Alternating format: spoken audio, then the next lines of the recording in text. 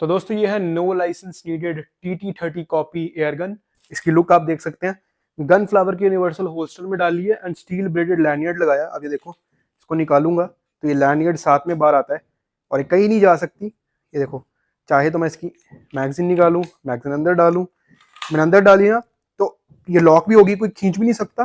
कोई खींच भी ले तो यहाँ पे ये स्टील ब्लेडेड लाइन है, जब तक ये बटन नहीं दबेगा ये बाहर नहीं आ सकती। और इसको इसने पकड़ के रखा है, ये देखो बहुत ही सही।